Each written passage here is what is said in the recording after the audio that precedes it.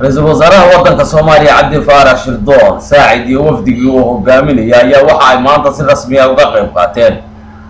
dhagax dhig cusub oo loo sameeyay laba dekedood oo waaweyn oo kuwa maraakiibta ay ku xirtaan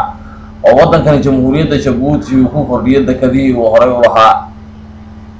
dhagax dhigan ayaa waxa sidoo kale ka qayb galay madaxweynaha Jamhuuriyadda Djibouti Mudane Ismaaciil Cumar Geele gudoomiyaha baarlamaanka Idris Arnaud Ali ra'iisul wasaaraha dalka Cabdiqaadir Kaamil Maxamed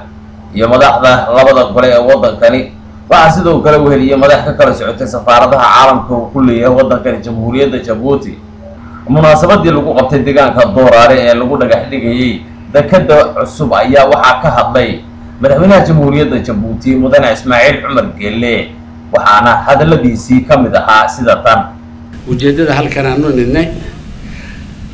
waxa aan ku talaabsanay baryahan dambe waxa aan soo ururinaynay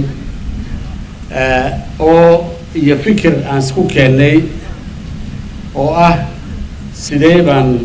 u wajahnaa adduunka maanta sidee baan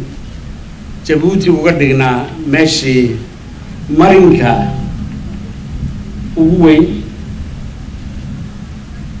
ugu wanaagsan ugu qalabaysan ka jawaabi kara baahida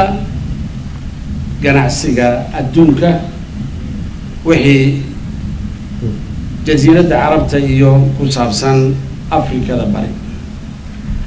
waxa aan isla helnay in aan ballaadhino qalabkeena loo adeegsado marsooyinka waxa aan isla helnay in aan lacag fara badan aan gelino waxaan isla helnay in aan dayno oo aanan ka dib uga dhicin maxaa yeelay waqtiga loo baahan yahay meesha loo baahan yahay haddii aanad fikirkaaga ku darin goor laga tagay ama meelo kale la samaystay ayaad ku dhici doontaa kolkaana si aad u soo gaadho waqti badan bay qaadan doontaa halkan waxaan iminka joognaa aan nimadnay degmadani markii saddexaad markii ugu horeeyay waxaan nimadnay markii aan furaynay boorka petroolka laga diro ee halkan agteena markii xigay ka terminala containerka ee shishe ee xawiyadaha ayaan furnay bay ahayd halkan waxaa nagala qayb galayaa gudoomiyaha DP World reer Dubai oo Sultan bin Sulaym nin la yiraahdo oo nala aaminay bilowgiiba nala aaminay in uu nala galo hawshaasi oo dad badani aanay kolka aaminsanayno maxaa lacagta halkan loo gelinayo maxaa reer Dubai meesha loo keenayo maxay qaban doonaano maxaa yani soo ka boor iska jiro oo waxay shubi jireen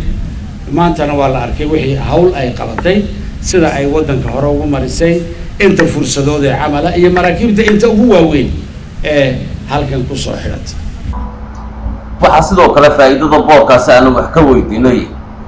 Yusuf Afrikaan oo isagu kamid ah ganacsatada reer Djibouti waxa uu la ka warbixinayaa aragtidiisa wallahi san taku arkaynay waxa maanta dhacay wax aad u weyn weeyaan oo marka la eego waddanka Djibouti iyo regionkaba waxa maanta farxad inoo hayd inay la joogaan reer Soomaaliya reer Somaliland reer Puntland reer Juba South Sudan iyo Ethiopia waxay ku tusaysaa wallahi maanta projectkan macnaha weyn ee uu leeyahay Djibouti uu dhaafsan yahay uu leeyahay regionka waxaan sidoo kale wax ka weydiinay Saacad Cumar Geele oo isagu ah gudoomiyaha boorka Djibouti waxaana uu ka warbixinayaa dadaalkan dheeraadka ee boorka uu qabtay dareenkayga maanta aad buu sareeyaa waayo waxa weeyaan waxaan muddo badan ma taqaan aan himilada ku haynay iyaan maanta hirgelin inaan ballaarino marsooyinkayga horaan wixii mashruuca soo dhan looga soo shaqeynay ilaahay baa murtinigidahay inaan marsadan hore xoolahan ka dhufiyay Djibouti ina iyadana la ballaadhiyo kolkii daraasadii lagu sameeyey waxaa la gartay ina marsadaasi la ballaadhin karin laga wareego meel kale looga wareego sidaa daraaddeed baa dhalisay marsadan maanta aan arkayno inaan mataqaanaa in halkan laga dhiso marsada qaybta marsadii hore bedeli karaysa ee Djibouti sidaa daraaddeed waxaa halkan laga dhoofin doonaa ilaa 29 milyan oo tan ayaa laga dhoofin doonaa oo xoolaha kama dhigna dee kolkaa inay marsadu intaynu ku joogayso qayb labaad oo kalena iyadna waa la dhisi doonaa insha allahu tacaala muddo ka bacdi kolkaa waxaa soo raacay tani marsada xoolaha laga dhoofinaya dameerjoog taasina iyadna waa tu aad u fiican oo xoolaha geeskan Afrika in halkan ka dhoofaan dhinaca kale ra'iisul wasaaraha Soomaaliya wafdigu uu hogaaminayo ayaa lagu wadaa inay caawa ama baxaan dhinaca iyo wadanka Yemen halkaas oo ay ka heleen casuumaad rasmi ah oo ay u tagayaan hawl shaqo Mikael Cabdirashiid Bare TV-ga qaranka Soomaaliyeed Djibouti